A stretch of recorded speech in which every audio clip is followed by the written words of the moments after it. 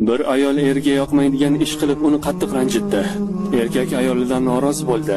Solih er ayoliga bir og'iz ham qo'pollik qilmadi va qilgan ishi unga yoqmaganligini aytib xonadan chiqib ketdi. Biroz vaqt o'tgach ular yarashib olishdi. Bir kuni er Qur'on o'qib turganida ayoli undan Qur'ondagi qaysi oyatni yaxshi ko'rishini so'radi. Shunda er وحور عين كأمثال اللؤلؤ المكنون جزاء بما كانوا يعملون لا يسمعون فيها لغوا ولا تأثيما إلا قيلا سلاما سلاما. U voqea surasining shu oyatlarini o'qib ayoliga nazar soldi. Ayoli olima edi. U bu oyatlar jannatda erkaklar uchun mukofot qilib beriladigan hurlar haqida ekanligini tushundi. Ayol o'sha turgan yerida muzlab qoldi va uning ko'zlaridan yoshlar chiqishni boshladi. U darhol qilgan ayb ishi o'zini eriga yomon ko'rsatib qo'yganligini tushundi va erining oyoqlariga tiz cho'kib yig'lagan holida aytdi: "Mening qilgan ishim sizga nisbatan yuqori kelish bo'ldi. Meni kechiring.